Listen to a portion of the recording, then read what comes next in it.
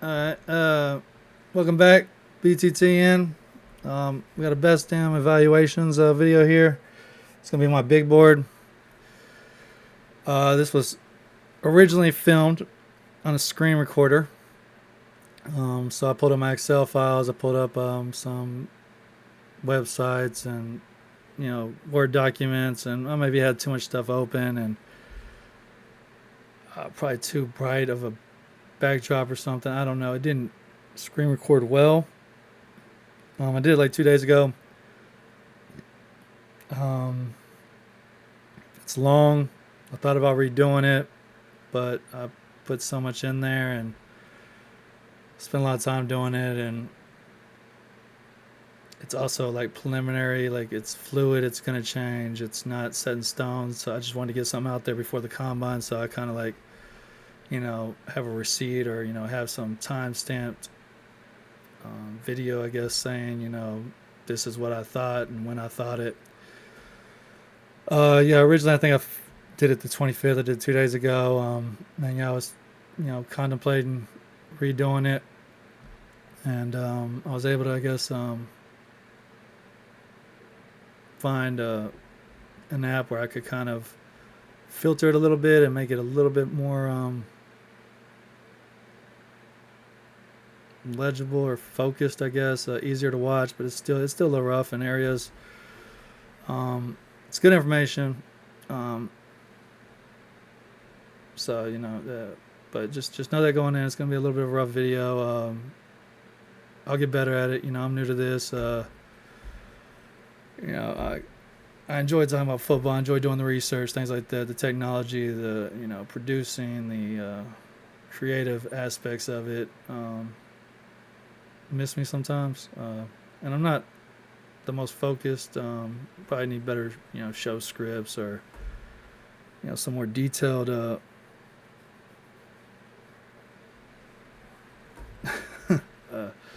lists of what I'm going to touch on. Um, I'm a little random, and then I get to talking, and then I start wanting to talk about that, and yeah. Anyhow, yeah, this is my big board. Um, just wanted to do that beforehand, let you know it's a little rough, but feel free to skim through it. Comment that it's shitty, that it sucks, whatever. I didn't go over the whole big board. It's I'm up to like 150 names I think right now. Um, Most of which I've watched, known about, followed. But due to the lack of all 22 tape, it's not easy to like properly scout DBs, wide receivers sometimes when they don't get the ball thrown to them, to see how they run their route, whether or not they win that rep, how they handle press coverage and stuff. If the ball doesn't go to them, you really don't get to see that without all 22.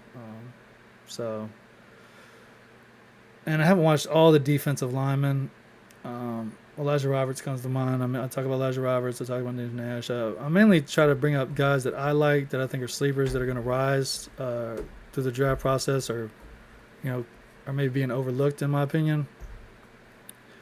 I talk about where I think some people are being overdrafted, like Luther Burden or Ashton Jeanty. I don't think Luther Burden's really that good in comparison to other wide receivers in this class, and I've done Luther Burden videos, so I'm not going to be a dead horse.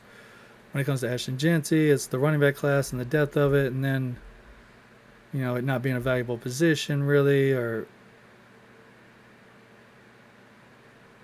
as valuable as what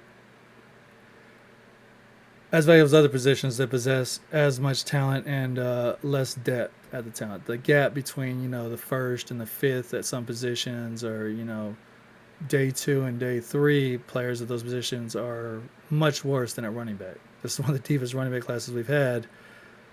That being said, Ashton Jeanty is number one. Now, I don't have him. The gap between Ashton Jeanty and O'Marion Hampton, Caleb Johnson, Dylan Sampson, Travion Henderson, Judkins, Ollie Gordon, et cetera, is not big, in my opinion. In this video, I do show where Lance Zierlein, he does all the NFL evaluations, basically. He's been doing it for years. I go back and look at some of his historical data to see, how he rated running backs in past years, like Jonathan Taylor, Leonard Fournette, McCaffrey, Brees Hall. He has Ashton Jeanty pretty high.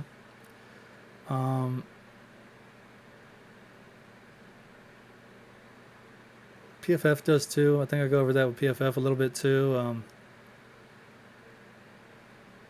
I don't see it. I'm gonna do a mock draft video too, so you'll see where I draft them and how I do that and how I show, where teams can go a different avenue, can get a different position, and still get the running back they want later on in the draft. Now, because I fade running back for all 32 teams, so I pick for all 32 teams, Ashton Jeanty ends up getting picked in the second round just to, let the goose out the bag right there. Is that the same? I just made it. Yeah, we're letting gooses out the bag. People have been letting gooses out the bag for years. That's absolutely the same.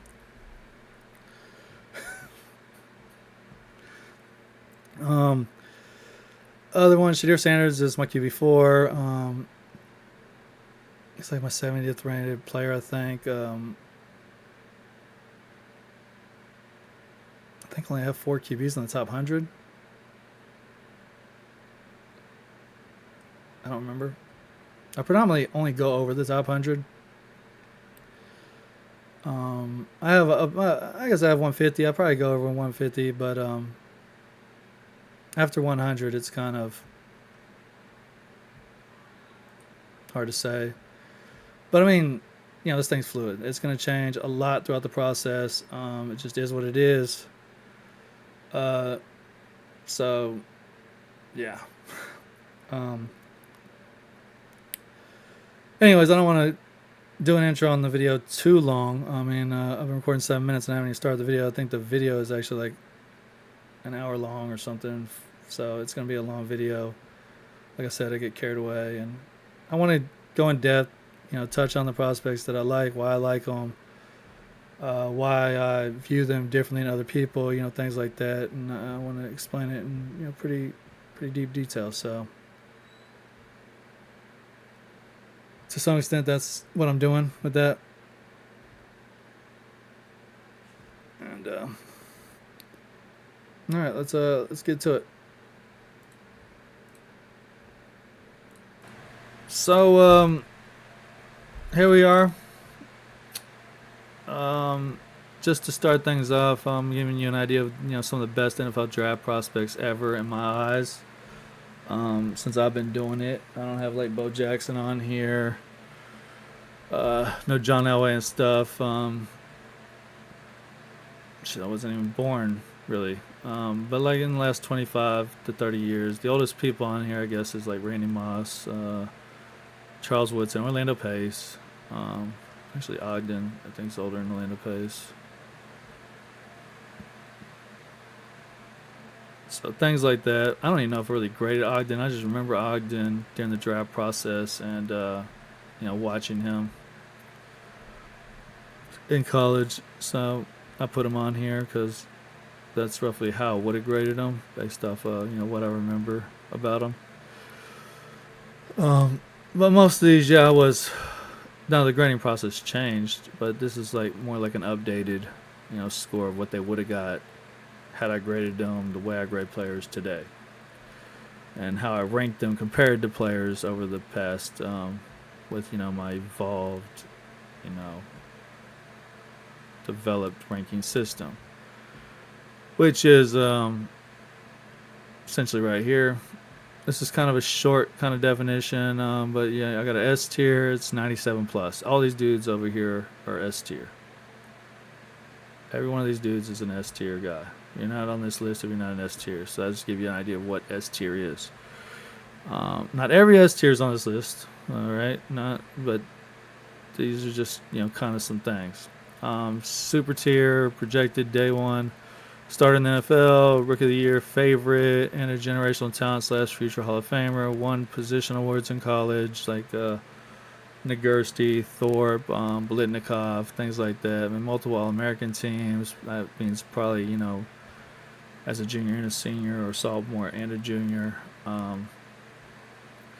Had great stats, tested well above average at the combine or pro day, you know. So basically, you know, hitting the measurable marks, you know, physical freak essentially. Could be a guy who was a top 50 recruit out of high school while being productive in college and testing very well at the combine, but you know would have to have some traits that are rare and very special. One of those generational talents and a top 10 pick.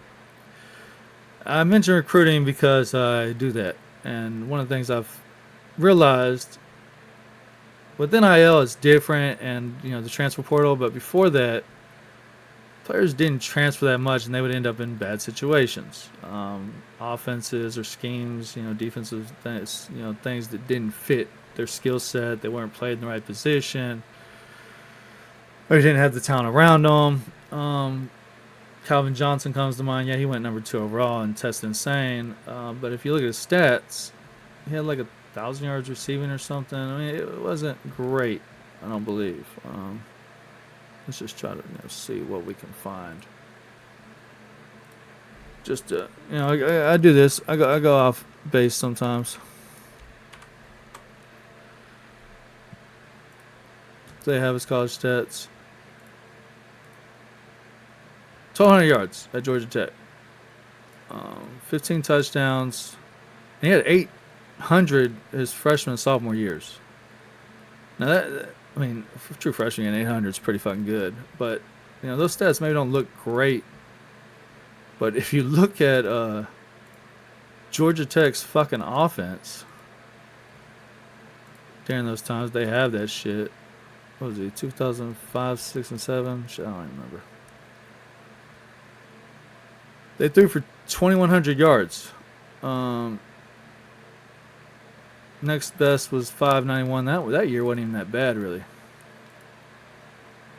This is the year he had 1,200. They threw for 2,300 yards, I guess, total. I got to look at both quarterbacks. Over half of his teams they ran the ball 526 times. They threw the ball 369 times. 47% completion percentage. Like, Calvin Johnson could have went fucking game busters if he was in a different situation. And so you look at that and you put it in perspective, you see the testing numbers, you watch the film, and that's where you film and some of the, you know, the combine, all that shit, you know, plays a factor in my opinion. You know, that's why I look at the whole fucking thing. Because it all fucking matters. And, you know, it can shine, you know, shed a light sometimes on, you know, why something is the way it is. What doesn't add up. Well, if you knew Georgia Tech back then, a 1,000-yard receiver, that should open your fucking eyes because they didn't have that often. Anyways, like an A-tier player, the next tier, projected day 1 starter, college All-American, all-conference player who had good production and tested very well at the combine or pro day. Could be a guy who was a top 50 recruit who didn't produce as well as expected but showed insane talent and the ability to impact games in a special way that could translate to better NFL production. This is kind of roughly what I was talking about. There's multiple things that fit in this. You know, you can have some like this. Oh shit! Oh, fuck. The C tier. It's a productive college player who has a solid floor but a low ceiling. That player can be in the A tier. In the S tier even. I mean, it's not trying to be rude or something, but because that sounds rude, but you could have such a high floor that you are damn near a can't miss guy. Like, I'm not even fucking grading you on, you know, your development or your ceiling. I'm grading you on who you are right now, and that kind of Adrian Peterson was kind of that as you see with the 100, but Brock Bowers kind of fits that. Like, I'm not sure how much better he's gonna get, but he was the best tight end in college. His 3 years at Georgia, as a true freshman, he was the best tight end in college football. When you got 3 years of tight ends, and then I'm seeing how some of those tight ends come to the NFL and translate, and none of them that I think were better than Brock Bowers in college. I'm not sure that he'll be used more or better, that he'll get much better than he is already, but I know that he's good enough now that he doesn't have to. I accidentally cut my hand open, so I had to pause it and go get a shirt because it was bleeding everywhere. So I got my finger wrapped. We're gonna finish this video injured. You know, we don't ever come out the game. All right, we don't miss no snaps. All right, we play hurt. Death before dishonor. Anyway, so we're talking about the high floor guy. Like Brock Bowers was that, and Ndamukong Suh was that. Charles Woodson was that. I felt like, I mean, there was just some dudes. Sean Taylor, I liked him. I felt like he had a high ceiling though, so that's a little different. Yeah, and I wasn't sure how much better Ndamukong Suh was going to be, but he was so fucking dominant. I mean, it was ridiculous in college. Could have won the fucking Heisman. Maybe should have. He was so fucking good. Will Anderson had a high floor, but I felt like he had a decent ceiling too. But that was like, I just didn't feel like Will Anderson would be above. I mean, injuries or something, but like I felt like he could basically go to any team, any scheme. What he did at Alabama, I mean, that's a school that has tons of dominant linemen. The SEC is a conference that has tons of dominant linemen. This dude went game busters as a redshirt freshman or sophomore. All right, fuck it. We'll look at his stats right quick just to put it in perspective.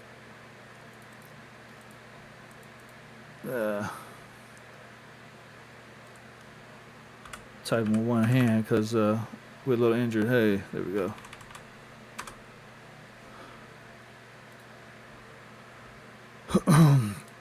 I mean, dudes don't just typically do this.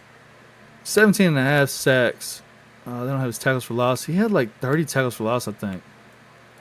Yeah, he had a letdown in 2022, but I saw enough in 2021. And even 7 sacks as a true freshman. Like, his career total is like 34 sacks or something, 35 sacks. Yeah, like you're fine. You're gonna be all right. I'm not worried about you. So, yeah, just to say, like some of these descriptions there's levels to this, and yeah, you could have the C tier description kind of in A, B, and vice versa.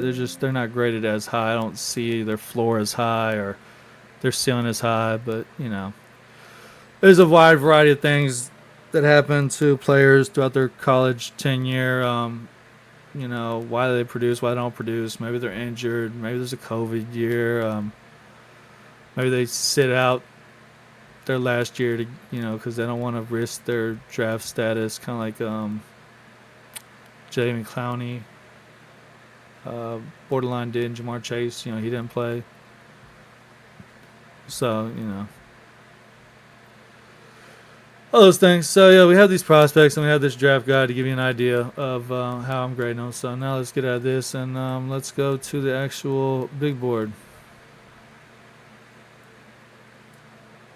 Center this. So this is my big board. I don't have it completely filled out because I'm waiting for the combine. The combine's this week. I just want to get a video so I have it before the combine. Have my receipts, you know, let people know where I was at before the combine.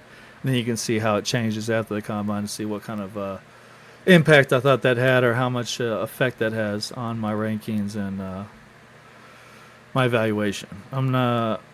I love film, but I'm not going to lie, the combine, for certain positions, for mainly skill positions, especially for separating, like some of the close ones, like this running back class, for instance. I mean, Jeanty, I got him 23rd overall. He's got a 93 grade. I don't personally think Jeanty is much better. Let me go ahead and touch on Ashton Jeanty right quick because I'm watching this video. I actually edited it.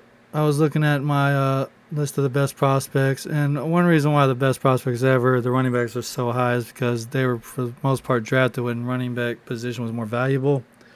Like Reggie Bush, I wouldn't have a 97 overall grade today. Saquon Barkley's 100 grade is kind of as a comparison to the previous grades given. Well, Daniel Tomlinson a 99, Bijan Robinson 98, just to compare it to like Adrian Peterson and Reggie Bush and Edgerrin James, Leonard Fournette, etc. I did love Taylor. Taylor had an insane profile. Saquon Barkley did too. He went to the combine and he balled out.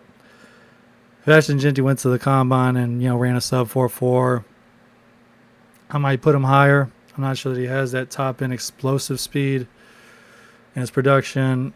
It was 1 year predominantly. He was just a bell cow. He was force fed the ball over and over. I think they're really trying to get him the Heisman, but also he was just their best form of offense. I think that they had a power running scheme similar to like old school, power teams like us Nebraska back in the day, or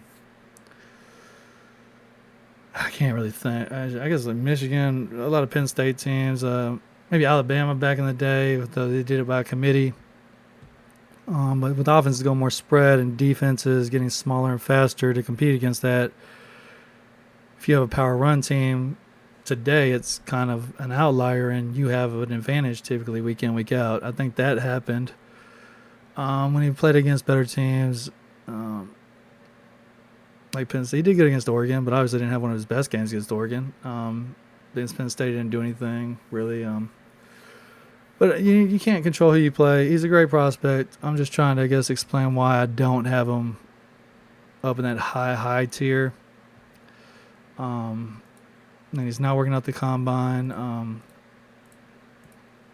The mile per hour data though is pretty good. He did get pretty high. I think 21.7 miles per hour. I'm hearing he's squatting like 600 pounds. So he's like a weight room warrior, just like Saquon. I love Saquon. Saquon was one of the best running back prospects I've ever seen. It was like he was just built in a lab to be a running back. And Jonathan Taylor, just his production at Wisconsin. He was force-fed the ball, I guess, but that's the Big Ten. He rushed for 2,000 yards in the Big Ten. He also had like 500 yards receiving, so he had 2,500 total yards. And he had 2,000 yards 2 seasons in a row, I think, and like 1,800 another season. In 3 years, he was damn near about to break the all-time rushing record. So then he ran like a 4.4 stuff, a 4.39, I think. And Jonathan Taylor is right up there with Barkley, in my opinion. And if you want to go for most recent, I don't think Jeanty's on that level with those two personally. Anyways, I just wanted to comment on that and get that out of the way. But I have edited him. I put him at 95. He's number 17 behind Tyler Warren now. But I also moved to Marion Hampton. I'm thinking about just moving all the running backs up. I kind of did it based off the value of the position initially, but when I was looking at the best NFL draft prospects ever, he does compare similarly to like he probably is better than Leonard Fournette. Although I was a fan of Leonard Fournette ever since he was in high school. He was like a number one recruit and stuff, and then he went hard as a freshman, sophomore, but he didn't have the best junior year. He's very similar to LaDainian Tomlinson. I mean, what LaDainian Tomlinson did at TCU isn't. I mean, that was a small school, small conference at that time. They weren't in the Big 12. It's not much different than what Jeanty did with Boise State, and that's kind of what got me thinking. Like, all right, maybe I'm a little low on Jeanty. Now LaDainian Tomlinson did go and run the 4.4. He competed at the combine. In this age where people don't, do anything at the combine, they don't run the 40. They just basically do interviews and maybe get measurables, and then I guess they're gonna wait for the pro day. It bothers me. I don't like it. I want you to do it in the same environment as everyone else and the same constraints or restrictions. I hold the combine higher than pro days, but there is mile per hour data on them from real analytics and stuff that's is similar to other running backs in this class. And so, yeah, I did move him up. I might have been a little low. But, yeah, let's get back to the video. Marion Hampton, and Caleb Johnson, and Travion Henderson, then Dylan Sampson, Ollie Gordon. And, yeah, you can kill me in the comments. You can tear me apart, and that's fine. But everyone's talking about how deep this running back class is, how talented it is. I don't disagree with that. I agree wholeheartedly with that. And because of that, I don't see a big gap between them. You can kind of see that with my rankings, I guess. Let's go to the position rankings, I guess. I haven't completely filled this one out either. I just kind of did the names initially to get an idea, and then I did the grades. And I was like, I'm not gonna fill all this data in over here when it's gonna change anyways. I just did it on the big board. Just show. But yeah, anywho, you got 93, 92, 91, 291s, 290s, 289s. Skip 88. I don't know if I think I might have edited that. I feel like I do have an 88 rated running back. DJ Giddens 89. And then it goes to 87, Devin Neal. All right, I may close that gap a little bit though. All right, once again the comment will come in there. I'm thinking about putting Damian Martinez there. He's 21.2 years old, 6 foot, 230. If he runs like a 4.5, low 4.5, 4.53 or lower, man, like that is a big, fast, athletic dude. He's got decent hands. I'm not gonna just lose my mind about Damian Martinez right now when I got like 150 names. But I'm just trying to show you, like, this running back class is sick. It's insane. I mean, Jaden Blue might be the fastest one. I mean, and he might be the best receiver. That ain't tab was trying to open. Sorry. Oh, here we go. 22.3 miles per hour. We got real analytics here. I don't read all that. I don't know all that. Oh no, that ain't what I was looking for. That's what I was looking for. I like real analytics. I try to use them for all my mile per hour data just to have the same source, you know. So I'm grading it based off, you know, their same criteria or, you know, whatever it is they use to calculate this. It's, you know, under the same umbrella. So I'm not like getting a whole bunch of different sources with the information. Hey, we got a Marion Hampton, real analytics.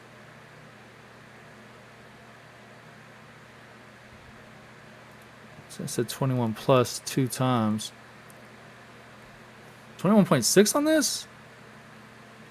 That's pretty fast. He's like 232. It's taking a minute to get there, though.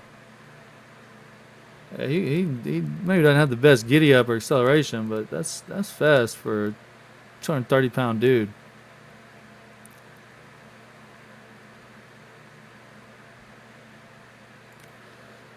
So, and no one's talking about Raheem Sanders. He's a big dude. 21.3. I think he's been clocked at 22 before. Supposedly, according to like Bruce Feldman or something. When he was at South Carolina, Arkansas, if he ran a 10.2 or running the 100 meters in just 10, that's ridiculously fast. That's Deion Sanders, I think. Yeah, never mind. That's a whole different thing. yeah, Deion Sanders is pretty fast. Newsflash. This is blurry as fuck. Sorry about that. But yeah, he hit his top speed much faster. Got to giddy up. None of these LSU players even close in the distance, really. Braden Swinson was the closest one. Big fan of him, by the way. So, you know, this is a multitude of things that I use. This is just some of it. But just to give you an idea, I think I have 28 defensive linemen in my top 100. And like 16 offensive linemen, I think. I think it's a really good offensive line class. I have Kelvin Banks as my number one offensive lineman. I'm a UT fan, so maybe it's biasness. But you know, you can look at the PFF data and stuff. It's funny because like NFL Stock Exchange with Trevor Sikkema and Connor Roberts. Trevor Sikkema, I guess, is in charge of the PFF big board and stuff. He'll have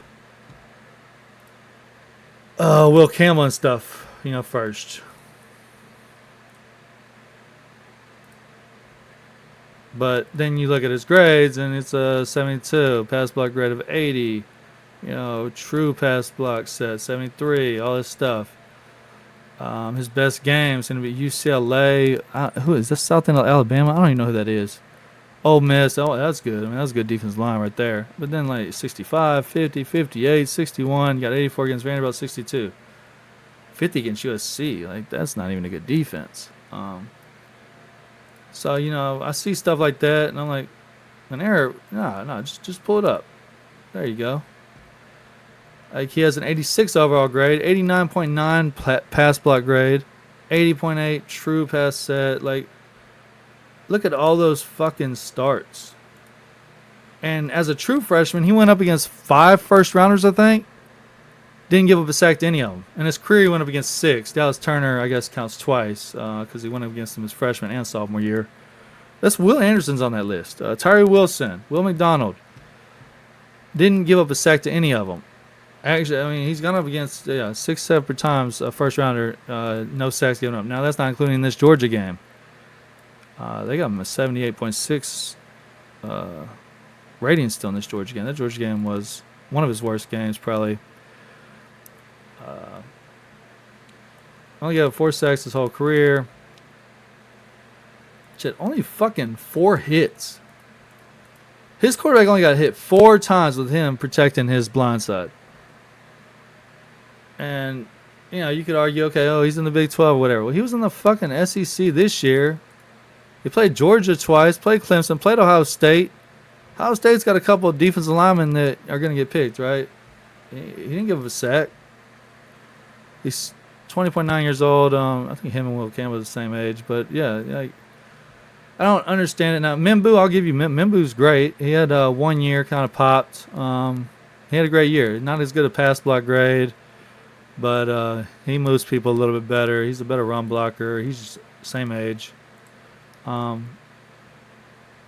I'll give you Mimbu, but I don't get the Will Campbell one.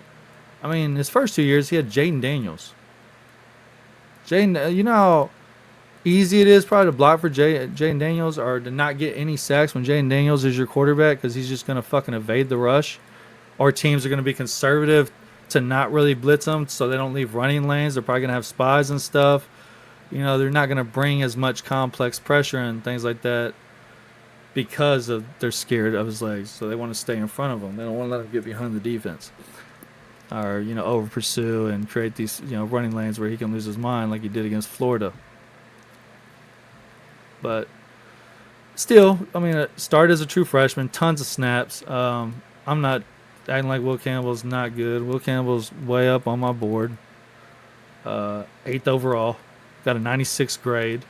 One behind. I got Kelvin Banks at 97. I'm putting him in that S tier just because I feel like he's a generational talent, borderline. Like, all those starts, I mean, that production, going up against NFL talent, like I said, 6 separate occasions, not counting this year, he went up against first-round defensive ends and won all those reps, or came out on the better end in all those games. Let's put that. He didn't give up any sacks. There may be another first-rounder at the Ohio State. There may be 2 more on Georgia. He did give up a sack against Georgia. I don't think Landon Jackson's going in the first. There's no one from Arkansas. Well, he got injured in A&M. They got a grade there, but he played like 5 snaps against A&M. And that's a shame. I wish I had saw him against A&M. But his backup, the guy who's, you know, not as good as him, dominated A&M in that game. So I'm pretty sure he would have done just fine in that game. But I can't give him that really without knowing for sure. But yeah, aside from that, Gray Zabel's moving up boards. He looks very good, very versatile. Tons of starts all over the place. Great grade. Did good at the Senior Bowl. Owned practices. Josh Connerly's a very young guy, 21.3. A little bit older, I guess, than Mimbu, Campbell, and Banks, but a lot of starts. He was a 5-star recruit. Donovan Jackson, they have now as a tackle. He basically played guard, but then when Josh Simmons got injured, he moved to tackle, and I mean, he played pretty fucking good. And he definitely got better as the year went on. I mean, Indiana, Michigan were some of his hardest games, and then Tennessee, Oregon, Texas, Notre Dame. He had some of his higher grades, actually higher grades than he had at guard. 68, 68, 74, 70. 69 is the highest grade he had at guard all season. Oh, 91, I guess. Yeah, obviously that Marshall game up top. He played, you know, more snaps, 529 at tackle, and he had kind of a better overall grade than he did in 2023 as a guard.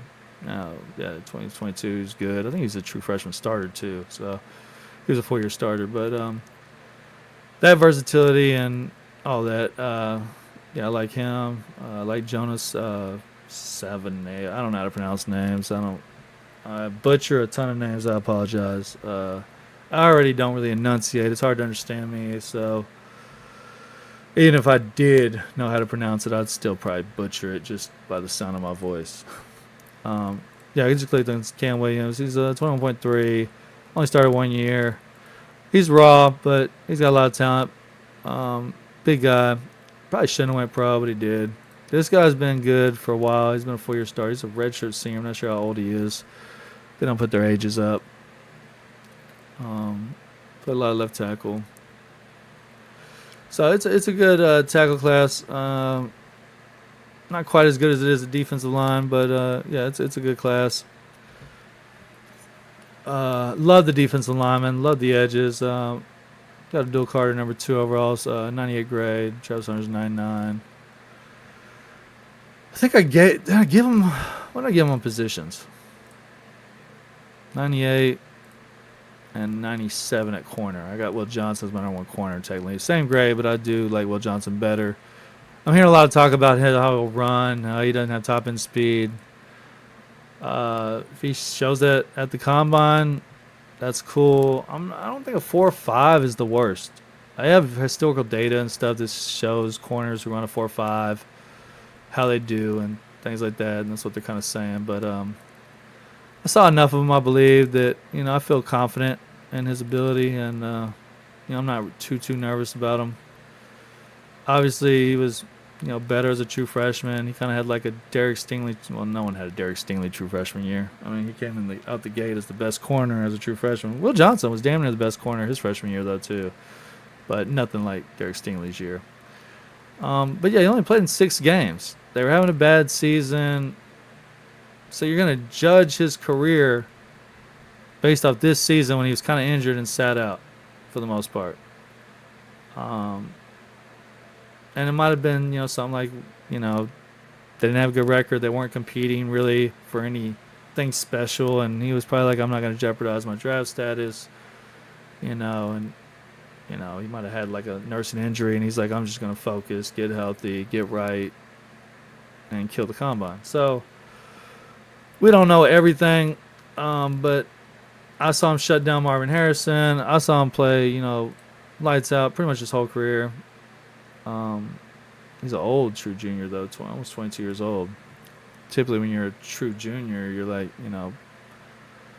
21, just barely 21, about to turn 21, something like that. I don't know what's up with the Travis Hunter is too. I got Travis Hunter, 22 years old. He's a true junior also. I don't know. Some of these true juniors are old as hell. Terrell McMillan, 22.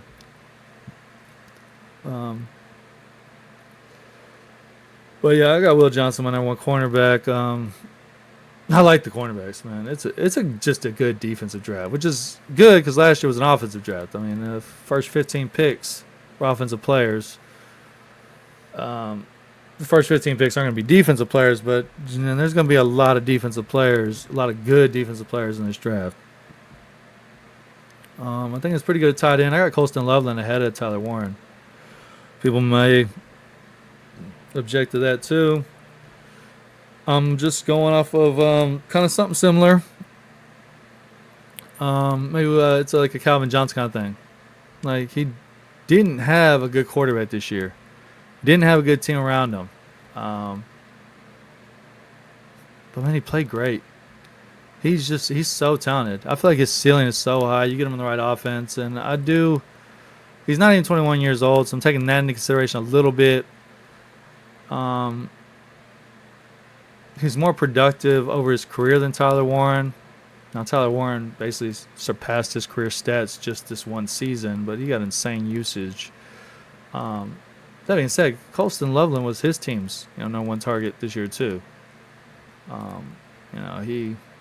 He showed up and showed out several times. I keep pulling up the wrong one.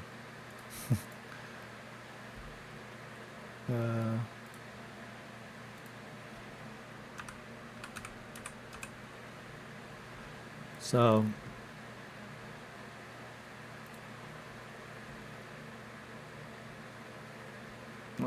Let's go. Look at this.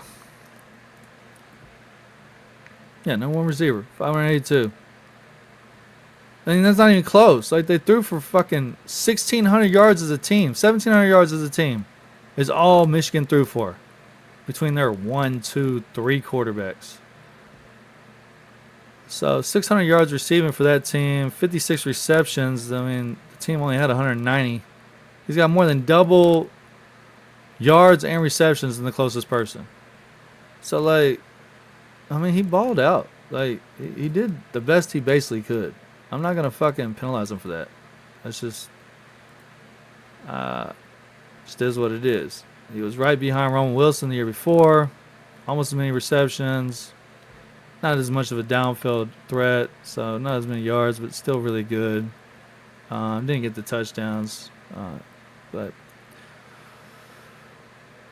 yeah, I like them a lot. They're both good though. They're right back to back. Like, I'm not losing my mind over here. 15 and 16 right there. Tyler Warren, Colston Loveland, both got a 95 grade. I just got Colston Loveland a little bit higher. I love Malachi Starks. I just don't think there's a lot of NFL teams that need a safety in the first round, so I actually did a mock, and he didn't go in the first round. I like Nick Imawari a lot, too. I like Kevin Winston. I like Andrew Makuba. Xavier Watts is good. Malachi Moore I like. I think Malachi Moore's a little underrated. He's 23 and a half years old. I get it, but solid player, solid career at Alabama. I feel like he's a super high floor.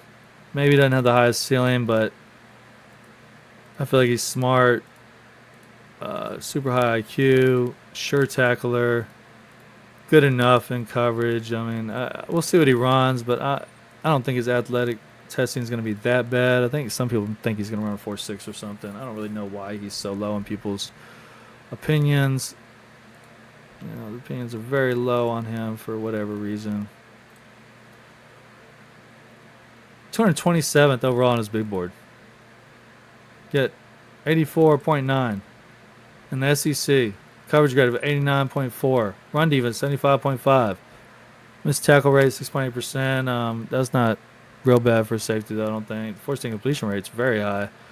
Average depth of run tackle, that's because he plays deep primarily, 350 snaps deep. He was only in the box 218 times. And, I mean, on Alabama, I imagine if he was getting a tackle, it's because the dude broke a few others. So, yeah, he was probably chasing him down or something. But, I mean, solid scoring. Didn't get a grade below 60 against anyone.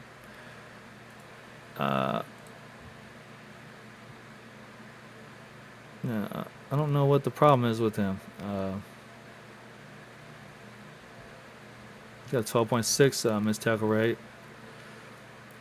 He's got a good coverage grade. Xavier Watts is good too. I'm just showing you a comparison because Xavier Watts is 42nd overall, and this guy being 71st.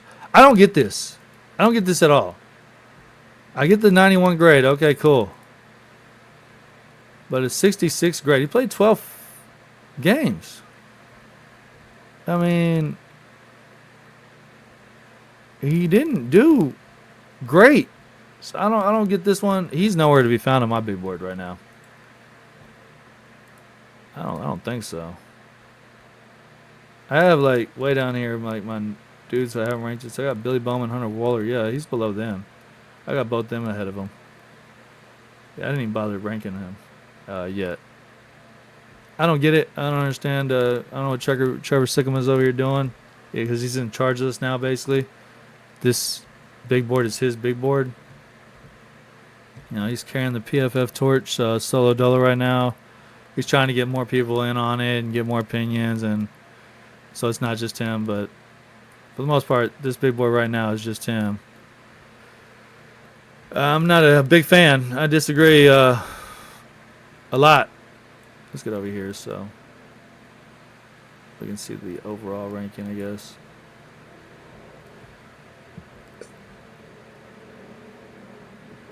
But those are going to be some of the big complaints. Probably will be, Ashton Jeanty, Colston Loveland being ahead of Tyler Warren, Kelvin Banks being the number one offensive lineman. I see it. And let's do this. I want to touch on this too. Josh Simmons is a lot of people's number one tackle. He had amazing tape. 2022, the grade's not great. 23, the grade's not great. 24, the grade's not great. But they're talking about he has the best feet, best hands. He's on tape, looks like the best lineman. He's playing fucking Akron, Wyoming, Marshall, Michigan State, and then the one good game he played Oregon, abysmal. So, like, what are you basing this off of? What are we doing here? And what's annoying is you work for PFF. You control this big board. It's like you don't even take your ratings into consideration when you do this shit. What are you doing? How you can just type him up and be so gung-ho about him, and it's whatever. And they're going to be like, oh, watch the film. Okay, I'm watching the film against these fucking teams. There's not a lot of NFL talent on these first 5 fucking teams. 1, 2, 3, 4. Yeah, 5 teams. Oregon has some NFL talent, and he looked like ass. Watch the tape. And, like, 86 rank. Every year he had a better rating. Where's Willsy? Now, Will is ranked ahead of him, so I guess Will's not a good example, but a lot of people are super high on Josh Simmons, and it's like his tape might be great because he played these people. You didn't get to see him play against, NFL talent or, very real quality opponents this year.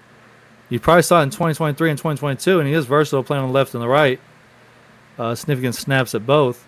But his grades, according to PFF ain't the end-all, be-all. I'm not going to hear, jumping on PFF's dick or anything. I'm not trying to, like, completely hype them up. But there's definitely, reasons to believe that he might not be the best tackle prospect in a pretty deep tackle class, especially coming off of injury. So, I still got Josh Simmons kind of high. I like the offensive lineman, honestly. I got him 12th, but he's my 4th offensive lineman. And I could easily lower him. Like, I could probably make him a 94 instead of a 95. I think maybe I'm listening to too many people on that one. I have to go back and watch the tape again, too. I don't have access to every tape. I don't have access to all 22, and I might have one of the games that he played in, probably the Oregon game, and I think he got injured in that game, so I don't even know. I'll just have to watch highlights, and highlights are obviously just going to be highlights. They're not going to show things that are bad.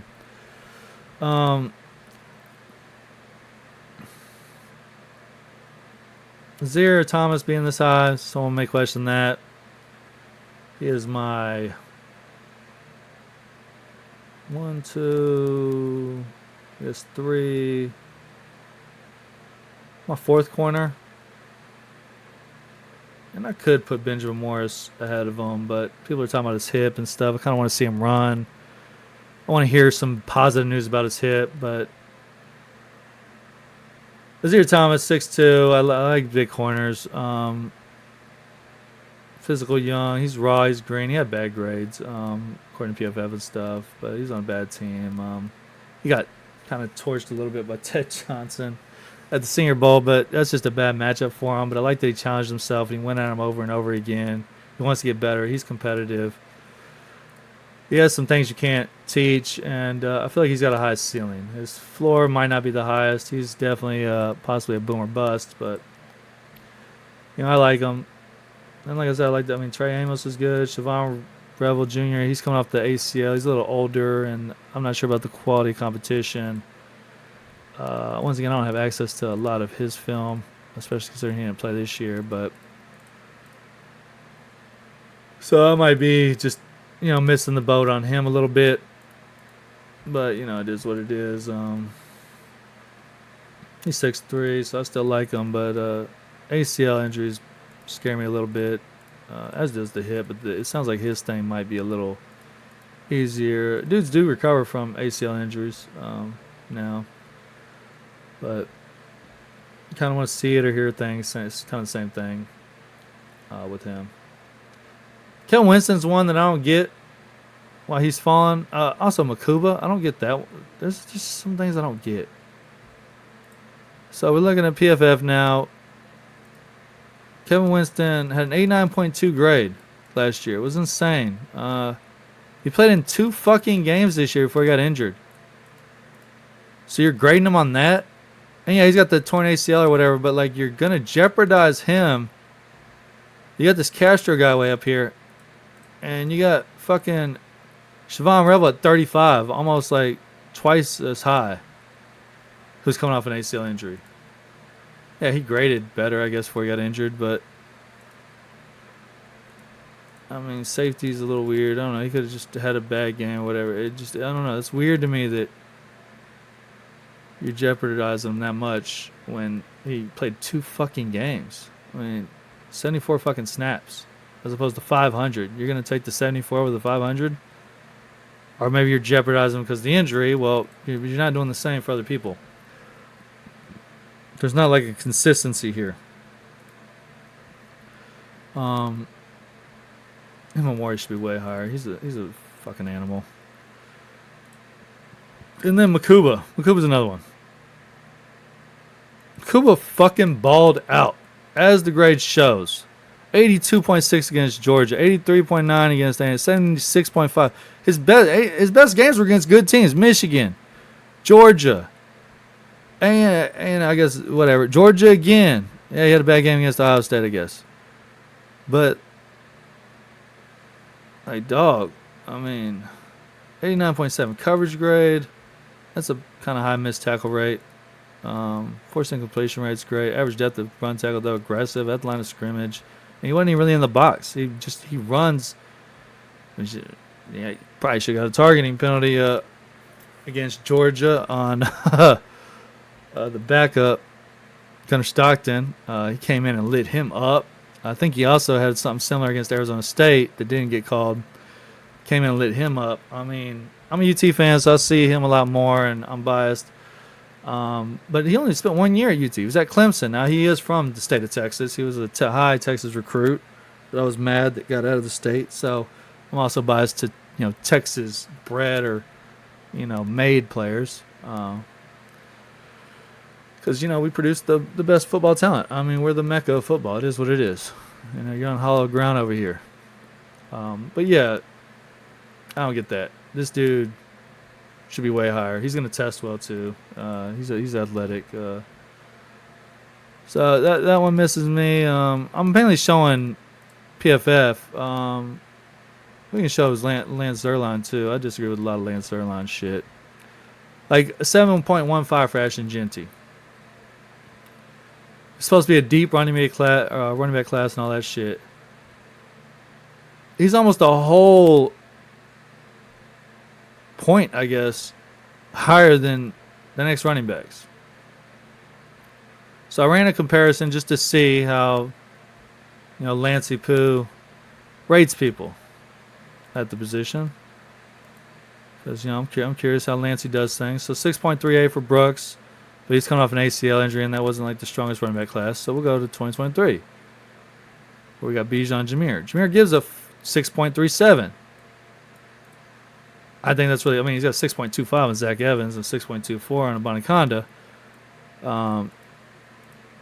So I think that's a little low. I also think Bijan was probably a better prospect than Jeanty, but, it is what it is. Breece Hall was a really good prospect, 6.38. So, he consistently kind of does this to running backs. Travis Etienne is 6.71. That's pretty. Najee Harris, he's actually kind of high on some of these guys.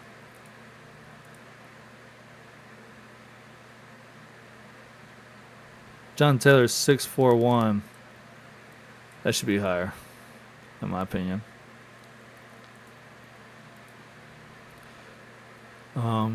But here it is. This is where he kind of like Darius Geis is 6.7. Like, what are you doing here, guy? What are we doing here? Lance Zierlein, yeah, this was his assessment. Called a Marshawn Lynch. Cool. So he's wrong. He has some misses. We all got some misses. I don't want to just completely call him out as misses. I mean, Ron Jones, 6.7. He missed this draft, and maybe that messed him up a little bit. But yeah, I don't see anything that Genty. How do I award this? Because Genty's the number one running back in this class, but the gap. I more so see this gap with Barkley and these running backs than I do with Genty. Wait, that's not it. It's right here. So, yeah, I don't know what to make of that exactly. I don't get the burden. I just don't get burden at all. Something else that's weird to me is his production score. He's got a 78 production score. How he didn't fucking produce? What production? This motherfucker. Where am I at? Oh yeah, we're on the same tab. I thought I had different tabs. My bad. I'm over here getting lost. And they got Luther Burden high too, but a 77.9 grade, 12 games, 306 passing snaps, not even 700 yards. I mean, his best grades, you got UMass, Mississippi State, Texas A&M. People want to say, look at the 2023 tape. I've done that. I got a Luther Burden video. You can watch that. I've already done his play review of his film. I've gone over his 2023 stats and things like that. I'm not going to beat a dead horse, but like it's funny how you're going to like say, look at the 2023 tape for Burden, but you're not going to say it for Ollie Gordon. You're not going to say it for Kevin Winston. You're not going to say it for all these other people who maybe had, less than stellar years this year, or, like Will Johnson or some of the other people that you're kind of penalizing for having subpar. You're using excuses like the offense or the quarterback. Theo Weiss was in the same offense, had the same quarterback. Theo Weiss got 900 yards receiving. He was more productive. He made more plays. So it is what it is. So that's kind of me comparing my big board. I got a Ronda Gadsden super high. But yeah, I'm kind of comparing my big board to other people's big boards. And just kind of pointing out some of the things that I already know people are going to get kind of upset about. And just letting them know, why I did that. I don't want to go over each individual person. I'm already 40-some minutes in, and I've kind of been talking about everything. But I'll just let you kind of... I'll scroll it. You can pause the video and stuff, and you can kind of look at each individual. It goes all the way to about 150. And it will be fully updated after the combine with all the empty boxes. Not empty anymore. Ethan Chisholm didn't get invited to the combine. Neither did Antario Brown. I'm disappointed in that. I would love to have seen them run. Anyone else not get invited? I mentioned that because they didn't get invited. They might not be this high. But Antonio Brown is another one that, had a rough year. He was injured last year, I guess. He could have went pro 2 years ago, maybe. Anyways, I'm curious about him. I feel like he could be a sleeper.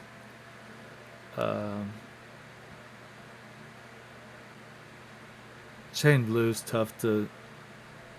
I don't know. He's going to be fast, and he's a pretty good receiver, but Tej Johnson's another one's kind of tough just because of his lack of size and things like that. I'm not as high on Russ Repo. I'm not sure what he's going to run.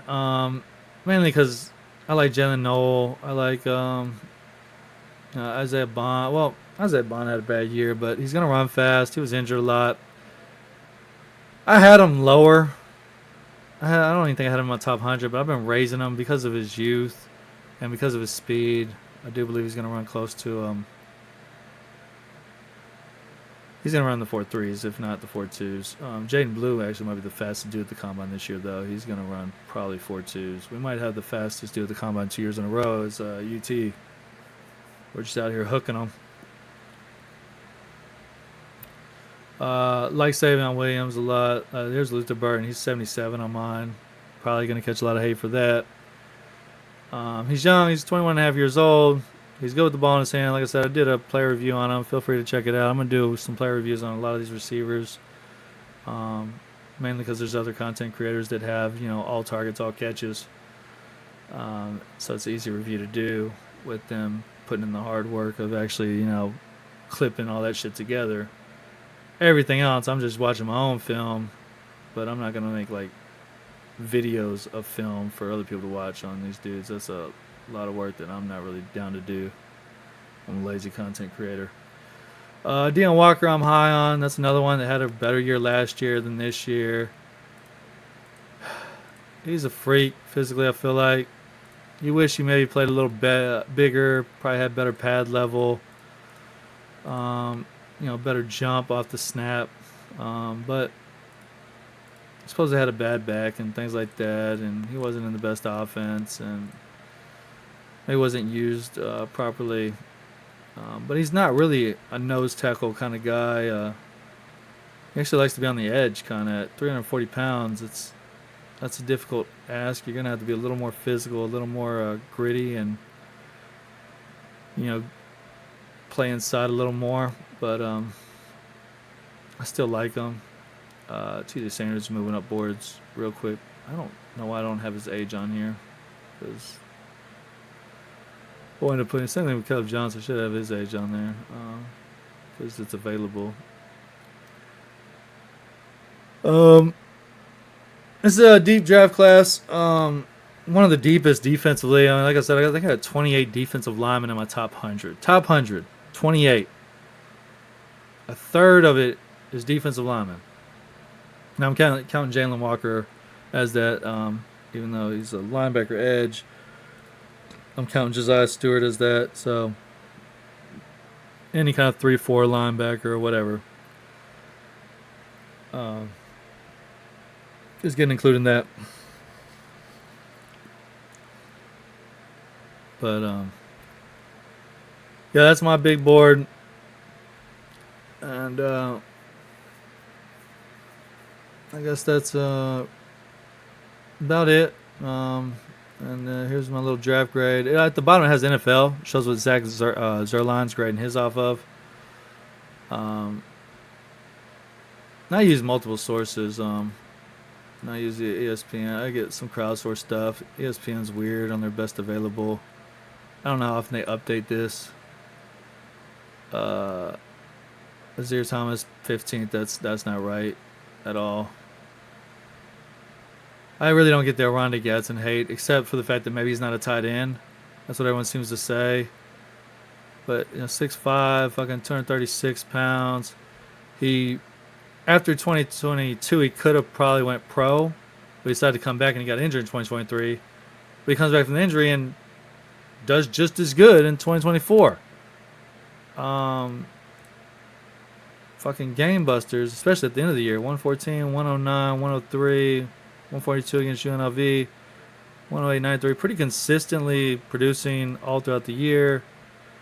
And the loss to Pitt, he didn't really do anything. And the loss to Stanford, he didn't really do anything. So you might could hold that against him. But in the loss to Boston College, he went hard. And the overtime win against UNLV, he went hard. In the close game against Georgia Tech, he went hard. In the bowl game, he did pretty good. He's a red zone, jump ball kind of guy. Yeah, I'm big on Rondé Gadsden kind of. But I'm the only one. People don't see it. And I'm buying in Ollie Gordon too. I think he's going to test well. Raheem Sanders is going to test well too. Raheem Sanders should probably be higher. It's a deep class. I don't know. Who's Nate Noel? Who are you? What are you doing here?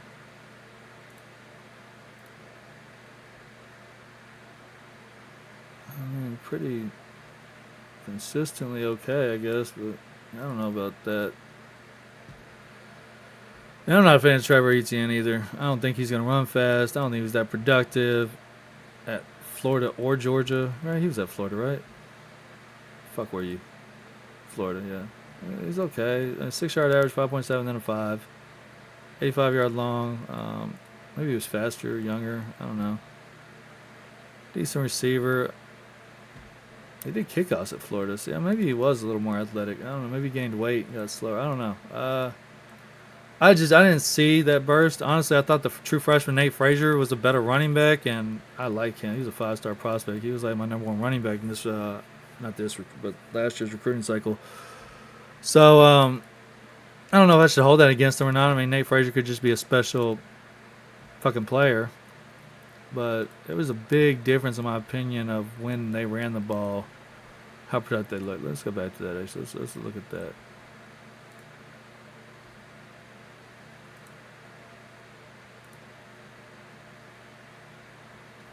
Both averaged 5 yards a carry. Both had about the same touchdowns. Nate Frazier did not catch a lot of passes. Trevor Etienne caught 32. True freshmen usually aren't on the field because of pass pro and stuff. So when it's a passing down, which is sometimes also obvious, it's a tell that if they're in there. That's the same thing with rookie running backs.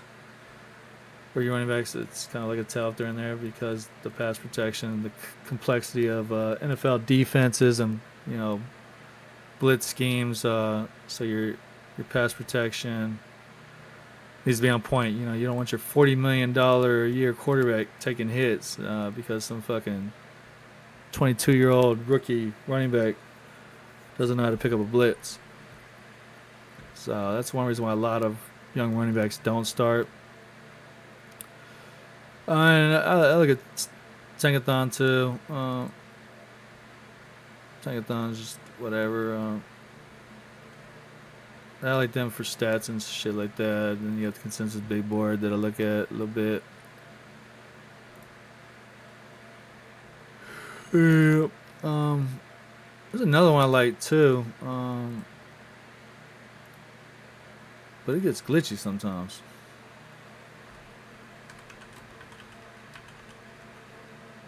Let's go draft prospects. But I like the way it's set up. NFL Draft Buzz.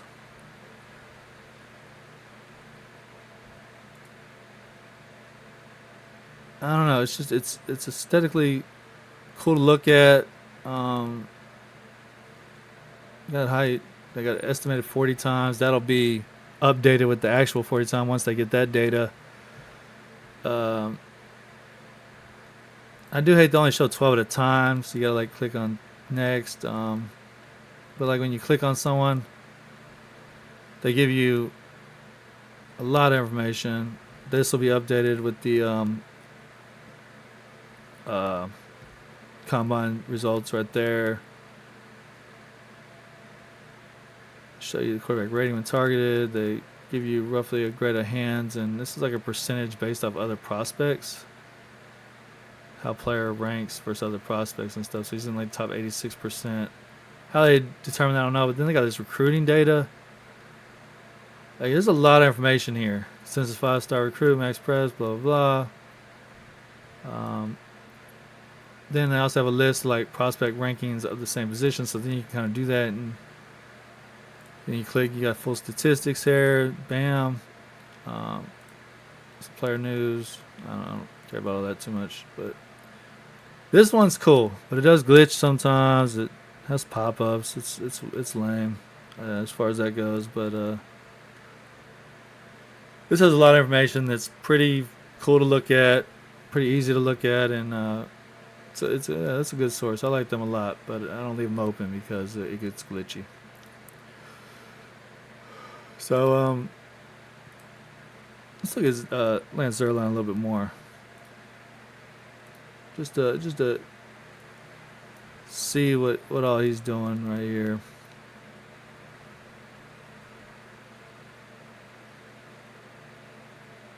Tet, man, that's low for Tet, dog. What is up with the Tet hate?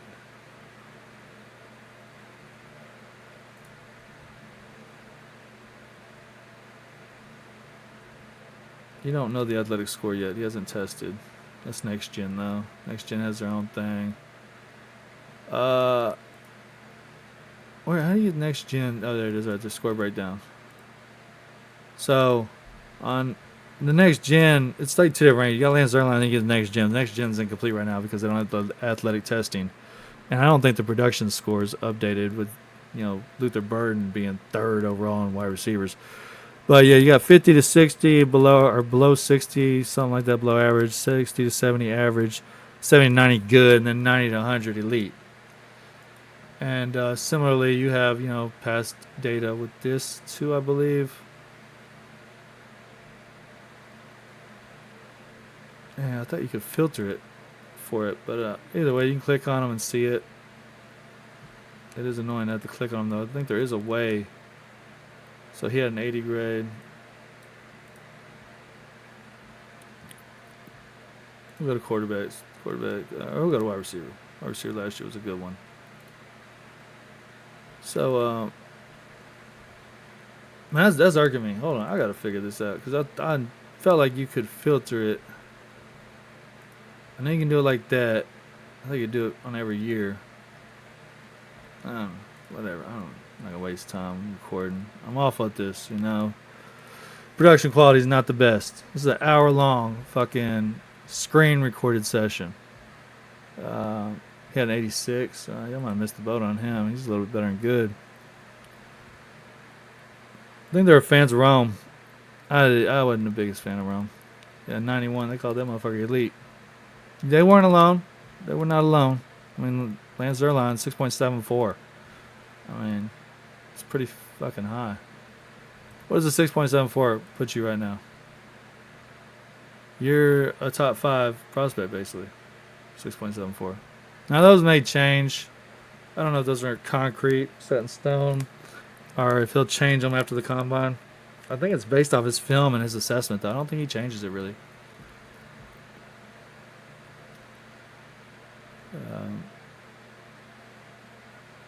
What they have Xavier Worthy?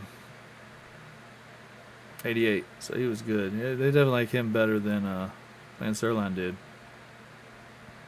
98 athleticism score does help. I think same thing with Leggett because he had production and athleticism, so I think he actually did pretty good. Oh no, so not good. Really? Oof. It was not fans. They like Pearsall? I liked Pearsall. No, 78 good. He had 85 athleticism score though. Liked the production. Trying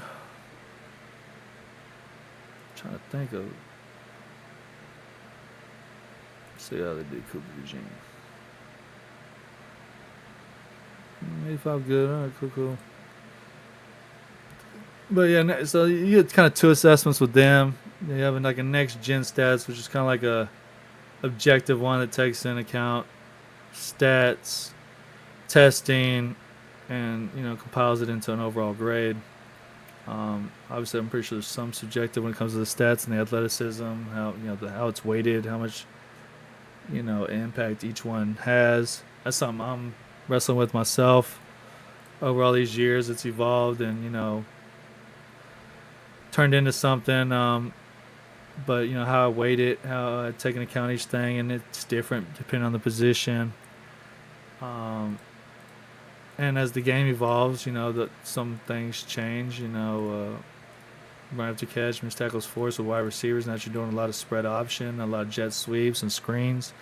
That's why Luther Burden maybe is skyrocketing up people's boards. My thing is he didn't really produce a lot with all those design plays, and what he had like 44 catches beyond the line of scrimmage. No, that ain't what I want. That ain't what I want.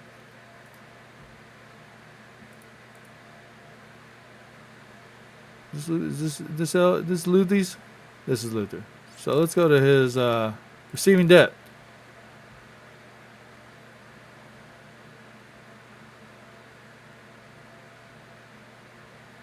That's not right. No.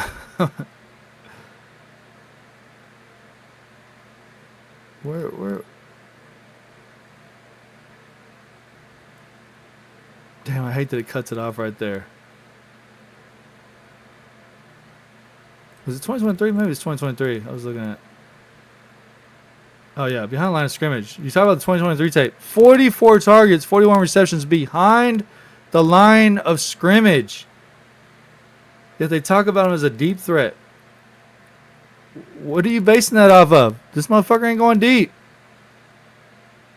23 times he did it. And if we did it divided by game, I don't know. I'm curious what it would say. So, all that 2023 shit, he had 21 behind the line of scrimmage targets, 19 receptions. Shit. He had 18 targets, 7 receptions that were deep. 2 contested catches. He had 2 interceptions. I don't get it. I don't get it. And yeah, you're gonna have missed tackles when all your shit is behind the line of scrimmage and you're basically out in space attacking people one on one. I mean, yeah, you should probably make those dudes miss, especially when it's not NFL talent. Like I said, this ain't a beat up on Luther Burden thing, but I was just try to put a whole bunch of things in perspective with some of these big boards and what people have, what they're showing, and some of the lack consistencies or inefficiencies that I see within their assessments on some of these cats. Darian Porter is an interesting one. Has an insane coverage grade. 90.1, zone coverage 2, 90. Oh, what? He is zone, I guess, over man. But 24 years old, he's 6'4", 200 pounds, and he's gonna run fast. I think he's like a track guy. He ran like a 10.19 100 meter. He won state or something in the 100 meter in high school. But like, fucking played 100 snaps in 2023, 153 in 2022. Like, he was not a starter until 2024 at 6'4", being that fast. That's weird. So now he's 24 years old as a rookie. So I don't know how to rate him really in this cornerback class, but man, I like him a lot. He looks pretty good. I wish he wasn't 24 though. I guess I will talk about the quarterbacks. I got Shadir Sanders. I don't know. I did not touch on this actually. He's like 80. Where is he? 74. 88 grade. He is my QB4. I have Jalen Milroe and Jackson Dart ahead of him. And Cam Ward is like 30, 35 overall. He's got a 91 overall grade. So to compare it to last year, Bo Nix had a 90 grade. J.J. McCarthy had a 93. So he would fall closer to Bo Nix, who's like right on the edge. Oh, shit. This guy needs to be moved.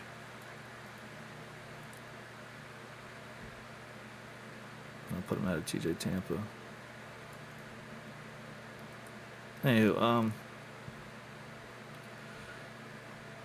yeah. Shit, I got distracted. I got this OCD thing. I had to fucking do that. I don't know why it was like that. But yeah, he's slightly better than Bo Nix, probably. I personally liked Bo Nix a little bit as a prospect. I did not like Caleb Williams. Caleb Williams was 21st. He had a 93 grade. He basically had the same grade as J.J. McCarthy. Jaden Daniels, Michael Penix, and Drake May was my QB1 with a 95 overall. Penix and Daniels both had 94s. I'm a UT fan, so I watched that UT game, and Michael Penix was throwing fucking dots. And I felt like we had good DBs. And I didn't think his receivers were really open, and he was just throwing it through small windows, just right over his shoulders. He played just insane that game. I saw other games too. Now, in the next playoff game in the national championship, he didn't look nearly as good. That's another thing that why I probably hold Will Johnson, a little higher than some other people too, because I saw how well Washington did against UT, and I saw how they didn't really do shit against Michigan. Now, that's a whole defensive thing, but how he evaded the rush too. Michael Penix just looked so good in that game. So yeah, I was super high on Michael Penix, and Jaden Daniels I was high on just really after that Florida game. I mean, they talk about Florida speed, and you're seeing this quarterback, I guess from California, I think is where Jaden Daniels from, just running all over the fucking field on him. I mean, he's scrambling out of the pocket, going left, going right, cutting back across the field, and just literally running by people. I mean, like they had like a 5 yard lead. He closes that distance. They have an angle, and then he like gets a 5 yard lead in front of him. Like they were 5 yards in front of him, and he ends up scoring 5 yards in front of them. It's like I don't know. That was ridiculous that game. I was like, this motherfucker is fast. And yeah, insane quarterback. He had Malik Neighbors and Brian Thomas Jr. So I wasn't too sure, how much was the talent around him, but I knew for sure as a dual threat he was insane. But yeah, that's my big board. We're an hour and 10 minutes in. This is super fucking way too fucking long. It's probably not palatable at all. I'm boring as shit. But like I said, I want receipts. I'll do a better job down the road. This just wanted to get this out before the combine, and I guess I feel like I have to explain things maybe more thoroughly than I need to, and show things a little too much. I'm not gonna go over the whole big board player for player. That would take way longer if I actually went through and looked at fucking grades and every fucking thing. So I'm trying to give you kind of a good, thorough evaluation of the big board with some information and then some context. And at least with some of the more questionable or most likely criticized selections and rankings part, and to show you where I was coming from, why I did it, et cetera, et cetera. Hope you enjoyed it. Hope you keep coming back. Feel free to like and subscribe. And tell your friends. Bring the whole family. Oh, I cuss. So don't bring the whole family. Don't bring the whole family.